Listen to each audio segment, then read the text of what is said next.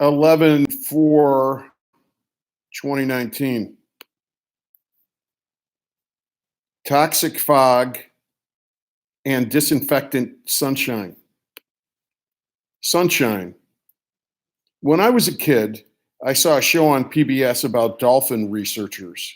I had no real interest or aptitude for science, but I love the poetry of these passionate souls working in harmony with each other and nature, engaging in enthusiastic curiosity on the outer edge of knowledge, expanding the consciousness of the world, serving and protecting the ecosystem, infused with joy, exemplars of unambiguous kindness, shamelessly nice, tanned and healthy, full participants in life, living at the intersection of creativity, ethics, and reason, brothers and sisters on a journey,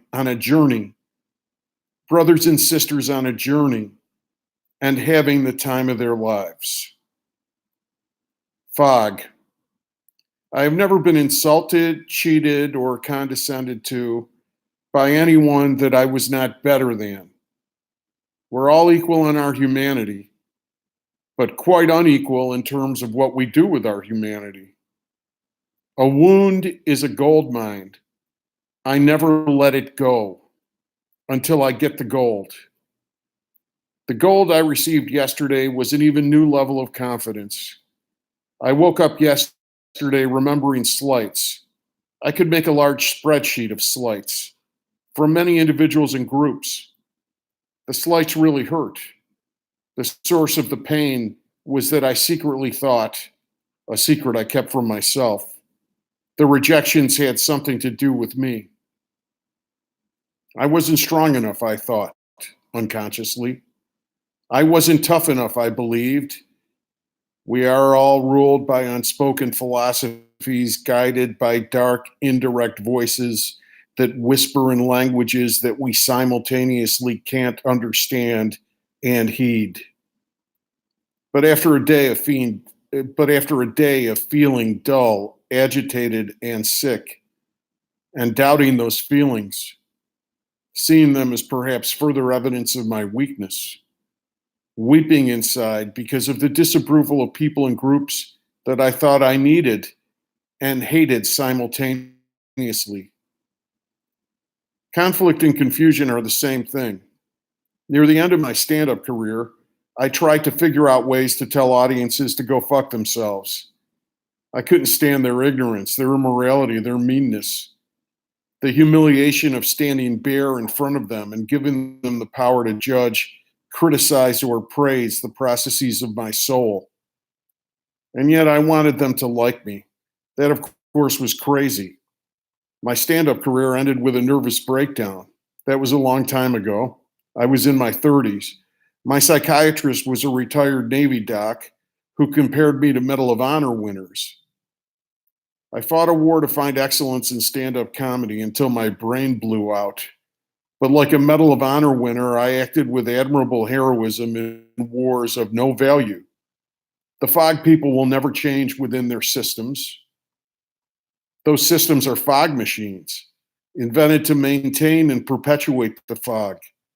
People enamored with fame care fuck all for real personal connection. People motivated by money care fuck all for real work.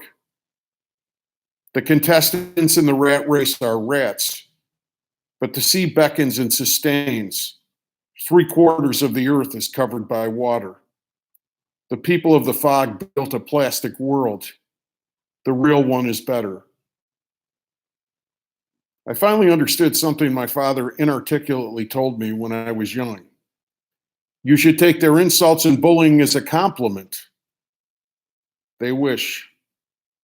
I'll say a prayer for cowards tonight, less concerned with winning than just looking like a winner. They'll settle for that because they lack the confidence to be real. I am a dolphin researcher. I live on a boat with friends that I work with.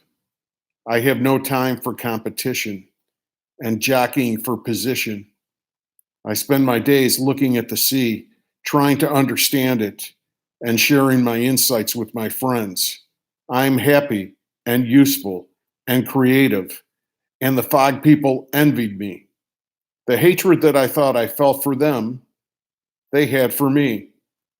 The people of the fog were, note the past tense. They're still alive, but dead to me. They might revivify and emerge from hell, but I can't help with that. Most are incapable of it. Many are too stupid to know what they're doing. Some are just lazy and following orders. The ones who betrayed me did the worst to me and have the most hope. They know what is possible, but quiver pathetically, cowering with fear, trying to disguise it with bravado. Lawyers who counted beans with their backs turned to the sea of justice. Teachers who were functionaries maintaining a bureaucracy instead of educating. Improvisers who worked in sales instead of the creation of art.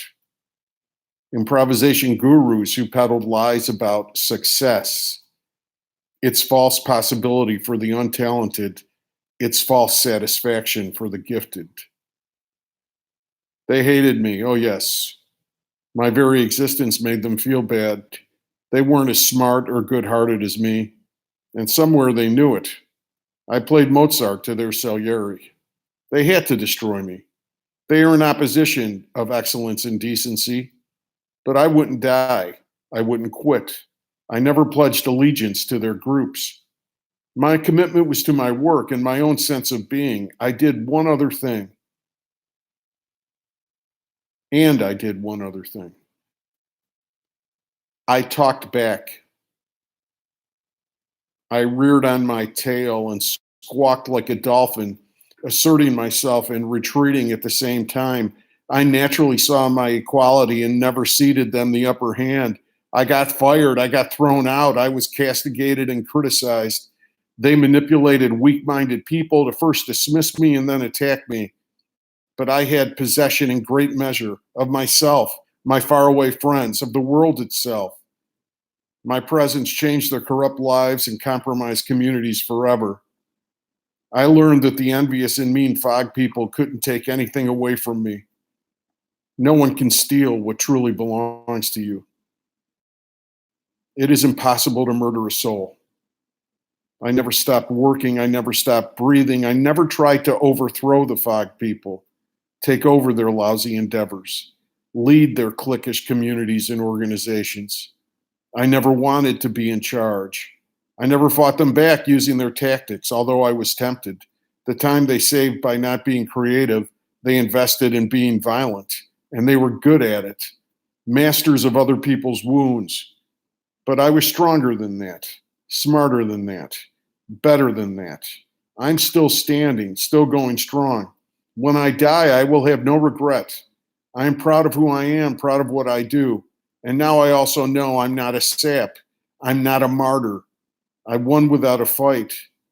The people of the fog are gone, and I sail on a ship, challenging the horizon with my friends, studying the sea and the dolphins and each other, and sharing what I've learned.